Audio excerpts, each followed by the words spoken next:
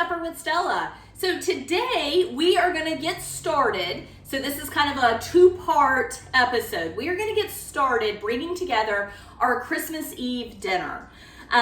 So we're gonna get everything prepped and ready to go today, and then tomorrow we'll finish things off.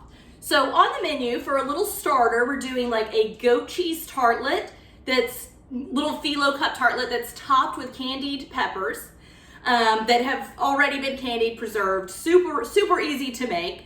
And then we are gonna have, for the main course, we're gonna have a shrimp bisque, which is very simple, easy to bring together, quick to make, and can be made a day in advance, which is unusual with any shrimp dish, but a shrimp bisque. And we'll just serve it with a side salad and some nice crusty bread. And then for dessert, we're going to have poached pears.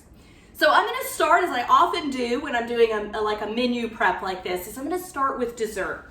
So for the poached pears, we're gonna make a simple syrup, which is gonna be 2 cups of sugar and 2 cups of water.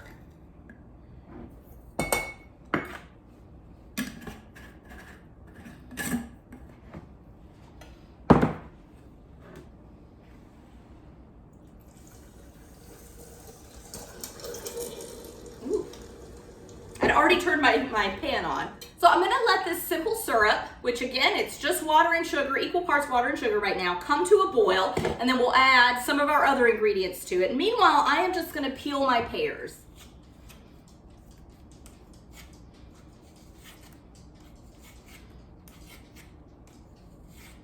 So these are Bisque pears, but you really could use any kind of pear that you wanted. These were just the best looking ones in my grocery store. And so this recipe serves 4 to 6. I'm just serving 2 people though for Christmas Eve. And I am just gonna make 2 pears. So we want the pears to be fully submerged. So when you're picking your pot to poach your pears in, you wanna make sure it's a pot big enough and deep enough that your pears will be fully or as close to fully submerged as possible in it, all right? So keep that in mind. And this syrup we're poaching the pears in this syrup. We, however, are gonna have a lot of leftover syrup from this. So I just put it in a little deli container, save it in my refrigerator for a month or so, and we can make poached pears again. We could poach apples or plums or any kind of fruit you want.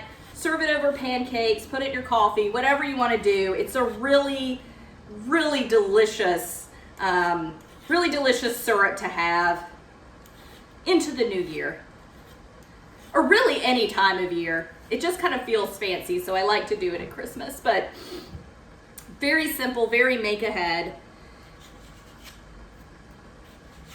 And really with Christmas Eve, you know, I kind of go all out on Christmas Day, doing like a meat and several sides and dessert and a starter. So for Christmas Eve, I like to just keep things really simple. I generally tend to do a soup. I've done shrimp bisque several times on Christmas Eve. And like I said, with most shrimp dishes, you can't really make them ahead. But luckily with shrimp bisque, it's because we're gonna immersion blend it all together. So it kind of eliminates the possibility of those shrimp getting gummy because they've been, pureed down. A whole shrimp would gets kind of rubbery, not really gummy. I said gummy, but I meant rubbery. If you reheat a whole shrimp, it's just gonna taste, it's rubbery. Its texture is gonna be ruined. But with the immersion blender, it eliminates that.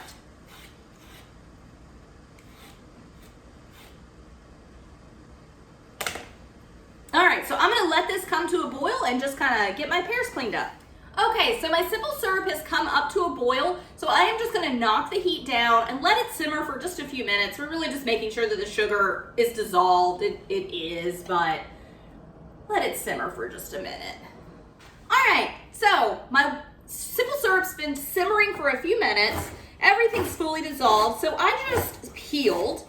One of the few times I take the time to peel ginger is I peeled off about the peel off of about an inch piece of ginger, and so just sliced it up, throw it into the pot, And then let's see, about 2 tablespoons, I'm just gonna eyeball it, of honey.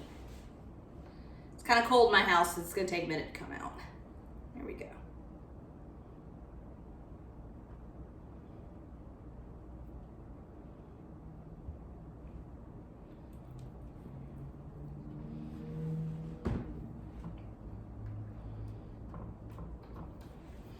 All right. My recipe calls for a vanilla bean. I am all out of vanilla beans, so I'm just going to use some of this vanilla bean paste. And it's pretty potent, so I'm not measuring it, but I don't really need a ton.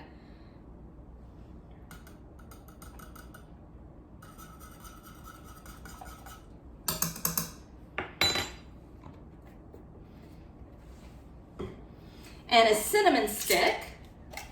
Is it just one? Yeah, just 1 cinnamon stick. So then a bottle of muscadine wine. So this one is called a Scuppernong wine. A lot of times the white version of muscadine wine is called Scuppernong. Botanically, there is some differences between muscadines and Scuppernongs. I am not totally certain what. I think muscadines do come in both purple and like a bronzy kind of green color. Scuppernongs certainly come in a bronzy green color. I don't know if they come purple. Culinarily though, they are interchangeable. So sometimes the white version of the wine you will see labeled as a white muscadine, and sometimes like here you'll see it labeled as a Scuppernong. If you're not able to find muscadine or Scuppernong wine, you could use, this is a super, super, super sweet wine. Which makes it great for dessert. You could use a Riesling or a Moscato or one of the German sweet wines. So don't fret if you're not able to specifically find Scuppernong wine. And I don't know if my pears can fit in there now, honestly. I might have to dirty up another pot, but I'm gonna try. All right, so I'm gonna just bring this to a simmer. I'm gonna go ahead and switch my pot out because that is way too full. Like I said, make sure your pot's the right size. But I'm gonna get this switched out and then just get the pears in. All right, successfully switched my pots out. This is a 3-quart pot, so that's what you wanna use, 3 quarts. All right, so all I'm gonna do, and as I said, I am just serving 2 people, so I am just gonna be doing 2 pears. You could easily do more than that. Honestly, you can do as many as will fit in your pot and be submerged. And even if you're doing like 8 pears would not fit in here, but theoretically, even if you were doing 8 pears, you're still gonna have plenty of syrup left over. That's just kind of how this recipe works. You're always gonna have some leftovers. So what I'm gonna do, so these need to simmer for 20 minutes. And that is gonna, A, cook the pears, but it's also gonna infuse them with this really delicious, and it smells wonderful, delicious syrup that we've made, and also allow some of those alcohol vapors to cook off as well. So I am gonna move this pot back to my real stove, and we're gonna get started on our shrimp bisque. Okay, so the very first thing that I wanna do before starting my shrimp bisque is get my leeks cleaned. So this recipe calls for 2 cups of leeks. It's roughly 2 leeks. I don't know why I put 2 cups when it's definitely just roughly 2. For me, leeks are pretty much always sold as 3s, so I am just gonna remove, honestly, the one that looks the best, since it will be saved for later to use for something else. So set it aside. And I know we've cleaned leeks before, but hang on. In case you don't remember, we'll go through it again. So you're just gonna cut off the majority of the tops. I leave a good bit of green on my leeks. I generally leave a little more green than this. I don't really find that it doesn't bother me, especially in an application like this where they're going to get, everything's going to be pureed. But a lot of folks don't want to use that much green in their leeks, so personal preference. I don't really find them to be tough or stringy or anything like that. So leeks, I've already got sand falling out of them. They're notoriously really sandy. So I'm gonna cut them long ways. And there's several methods that you can use to clean leeks. Like basically you could do this and run it under running water and kind of fan it out. I have not found that to be the most effective. I have always found this kind of annoying way to really be the best. Kind of the long way about it. Annoying because you have to sort of manually dry the leeks off yourself, which is admittedly a little frustrating, but just found it cleans them the best. And then just slice them.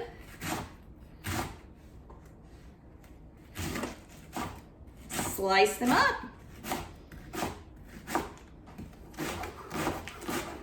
So with this shrimp bisque, it's just something I really love to do for Christmas Eve because it's so simple, it's so easy.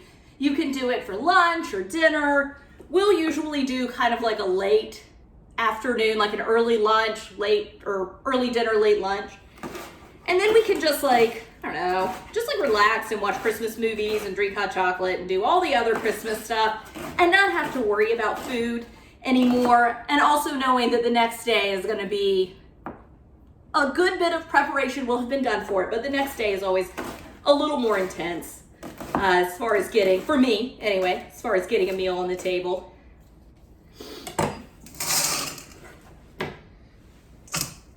And growing up, need my scraper. Growing up, we would always do Christmas Eve on my mom's side of the family. And so she and her sisters would make oyster stew, which there was like 8 kids and none of us liked, you know, the oyster stew. It was, I think they had done it growing up. And so that as adults, they did the oyster stew, but the kids just didn't like it. So we started doing they started doing pizza for the kids, but that's not very special. And then one year my Aunt Robin made baked potato soup, and that like changed everything. Everyone loved baked potato soup. So it became really popular. So for me, Christmas Eve is always just in my head, it's kind of like some yummy snacks and a really simple kind of comforting soup that's a little special, not something I get throughout the year. Honestly, this is about the only time of year I ever make shrimp bisque. So to get these cleaned, I am just gonna fill this bowl with water, set it aside, and just let all of the sediment fall out of the leeks. And you also wanna wash your cutting board after you do that. Should have used a different cutting board, but I didn't think about it. All right, so I've let my leeks sit for a few minutes. And you just kind of wanna like agitate them. Any that are still, like the rings are stuck together, you kind of want them to come apart. And I've started my pot heating, and we just want to get these dried off and sauteed.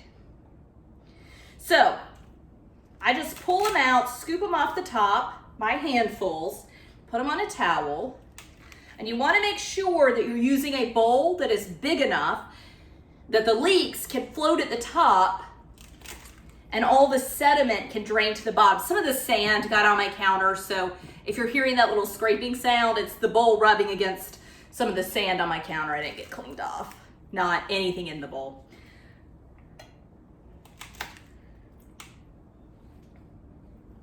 So just run your hand across the top. Unfortunately, you can't like throw these into a colander and drain them, which would be the simplest thing to do. Can't do that because then you'll just coat them in sediment again.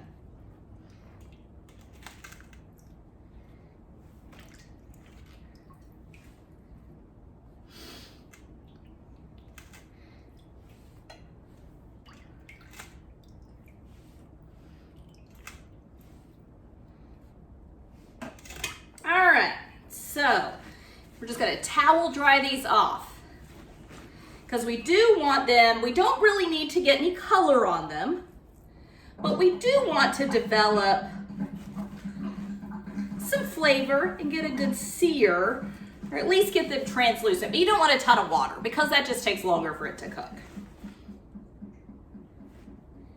But we're not gonna look for caramelization or anything like that. Don't need to take them quite that far. And you could use an onion or shallots if you wanted, but I like leeks. You could use scallions too, actually. I like leeks because they're relatively mild in flavor. And so with this, I really want the shrimp to be the star of the show, not the leek. That's a different recipe. Okay, so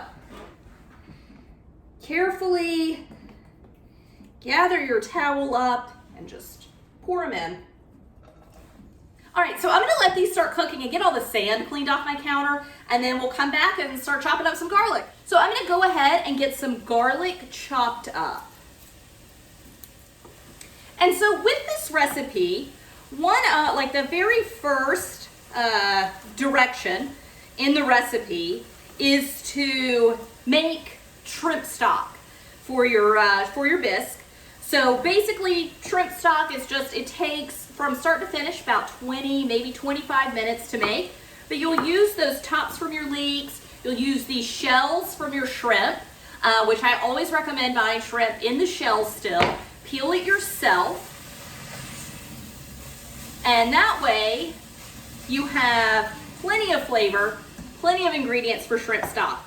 Now, when I make shrimp stock, much like when I make beef or chicken stock, I make a really big batch. I make a big batch all at once. So for me, I have some shrimp stock that I canned up, pressure canned, just like I do with beef or chicken, from the last time that I made shrimp stock. So I just went ahead and peeled my shrimp, threw the shells into the freezer, so kind of working on another batch of shrimp stock. But that is just an instruction in the recipe that I will be skipping right now. But I highly recommend that you do if you don't have shrimp stock on hand. It adds so much flavor and it's super easy to do. You're basically going to simmer shrimp shells, some parsley, the leek, some Old Bay in 4 cups of water for like I think you simmer them for 15 minutes. It's super easy to do. Strain it, and then you've got your stock. Okay, so my leeks are soft. They still have a lot of color on them. Like I said, they're bright green right now. I'm not trying to caramelize them, just soften them. So I'll go ahead and get my garlic added in. Okay, so now my butter. Ooh.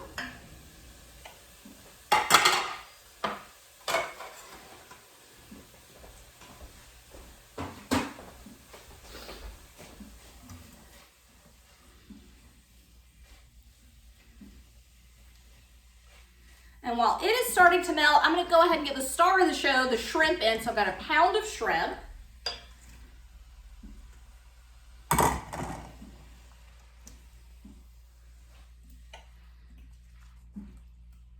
And we just want to let this cook until my shrimp turn pink, which takes almost no time at all. Just a few minutes. They're already beginning to turn pink. As I said, we will be pureeing this, so I don't want you to overcook your shrimp, but it is not as finicky of a shrimp dish as you're probably used to if you're used to cooking with shrimp. Okay, so next we want to start giving this soup a little bit of body. And so we will do that, as we often do, with adding flour. So I'm just going to sprinkle a 1/4 cup of flour over the top. And then give it a stir, and we're gonna give it a minute or two just to make sure that the flour coats everything, but mostly to make sure that that flour mixes with the butter and starts to cook some. Helps eliminate that raw taste out of the flour because it is raw, so we want it to cook some. Next thing we're gonna do, we're gonna deglaze with some sherry. And sherry is just a wine that goes, I think, well with seafood. It's got a sweetness to it. But if you don't have sherry, it's just a 1/4 cup that I call for. If you don't have sherry, I think that any kind of white wine would be fine, really. We just want to get a little acid to help pick up anything and just add a little bit of acidity to it. So don't get hung up on the sherry. So cook it until you no longer smell alcohol vapors coming off the top, and then we're going to just add some tomato paste. And then just mix this through, get everything coated, kind of cook. I like to cook my tomato paste just a little bit. It kind of, like the flour, it kind of takes that, tomato paste isn't raw, but it's got kind of a tinny sort of taste. And cooking it a little before you add the liquid just, I think, helps get rid of that taste a little bit. So now I'm gonna add the shrimp stock that I've made, which is, I've got it in pint glasses, so it's 2 pints, but your measurement is 1 quart, 4 cups, 2 pints, all the same thing.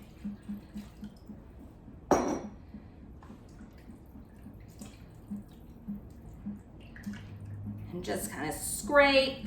All that flour, all that tomato paste is kind of gummy on the bottom now, so just scrape to get all of that up.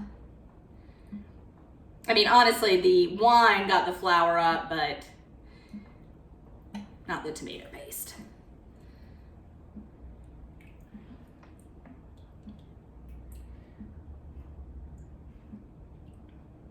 If you don't have an immersion blender, you can take this out and use, a standard blender to blend everything up and then put it back in the pot.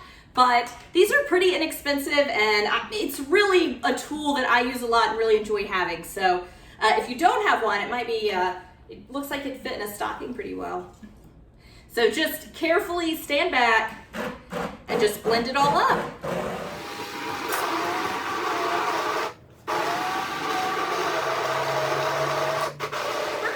This soup up for today, which is to add 2 cups of half and half. And this is going to make it nice and creamy, a little more salt and pepper. And in the stock, and of course directions in the stock, there's some Old Bay, so there's a little more flavor going on because of that stock. So we are done with this shrimp bisque for today. If I were serving this immediately, I would want to cook this for about 20 minutes, just fully let all those flavors come together. As I said, the shrimp being rubbery is not an issue anymore because it's been all blended up.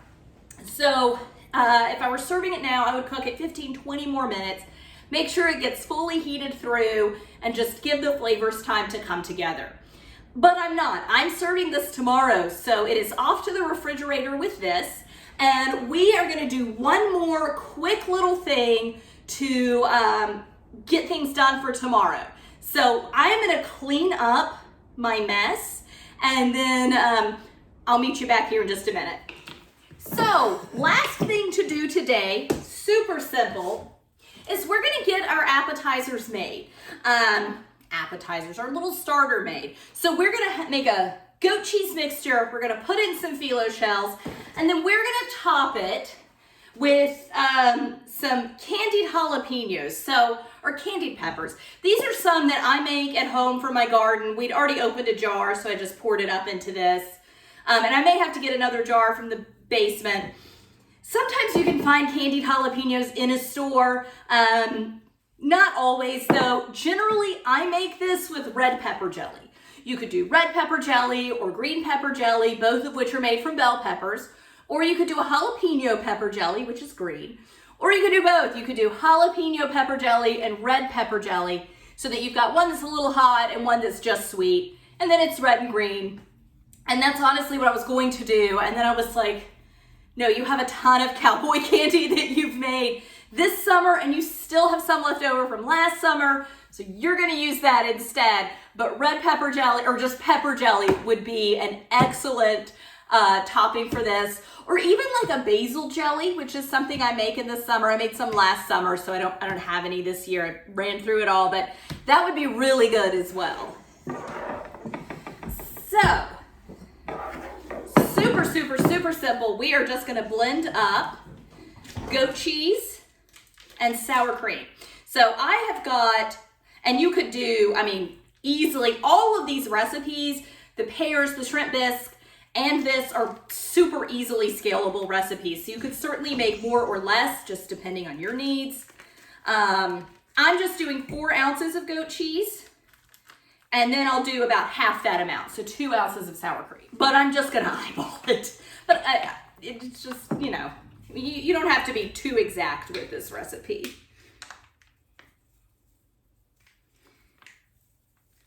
And the sour cream just thins the goat cheese out just a little bit. Adds a little extra tang, but creates a nice consistency. And I am just gonna blend this till they're fully blended together. And I think this is easiest to just put it in a little bag and just pipe it in to the shells.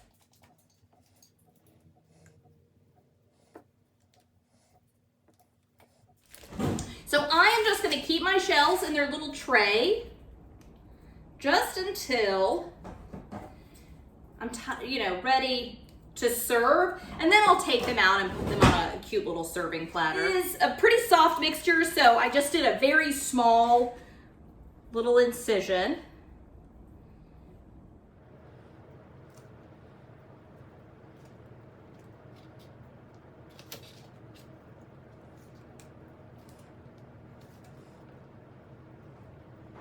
Okay, so now for the cowboy candy. So basically cowboy candy it's traditionally jalapenos. I just take any kind of hot or even slightly hot, like I'll even use shishitos and Anaheims, things that aren't that hot, that have a little heat. Whatever is in my garden really that's hot, and slice them up, and they get cooked with, I use apple cider vinegar.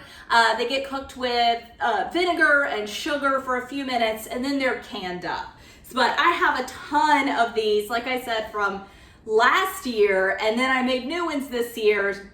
Pepper jelly is a fine substitute if you don't have candied jalapenos or candied peppers. And so what I'll just do is just take a couple of peppers and put them on top of each one. And while I've been making my bisque, I've edited it out, or I will edit it out, but while I've been making the bisque, I have every now and then just gone and kind of checked on my poaching pears. They are done now. I turned them off just a few minutes ago, and they look great. And all I have to do tomorrow, because as soon as I get this last pepper on, we are done for today. I will just pop these in the refrigerator. Same with the bisque and the pears, they'll go in the refrigerator too. And then we will, tomorrow, those are just gonna get reheated. We're gonna toast up some bread, make a little side salad. I mean, tomorrow is gonna be so simple, which is perfect. It's exactly what's needed. And that way we can really just enjoy Christmas Eve and not worry too much about food. And we're still gonna have a delicious meal, very festive, and some yummy snacks, and a dessert. So, and I had just enough pickled peppers, or candied jalapenos to finish this out. Man, that is perfect. So we are done for today. I have been filming for, it looks like a minute and either 6 or 8 minutes. I can't tell for sure. If you are not talking and explaining how to make things, it's gonna go much, much more quickly for you. So basically in an hour, you can have Christmas Eve dinner ready to go, with the exception of hopefully no more than 20 minutes of work tomorrow, but we'll see then. Thank you so much for joining me. Bye.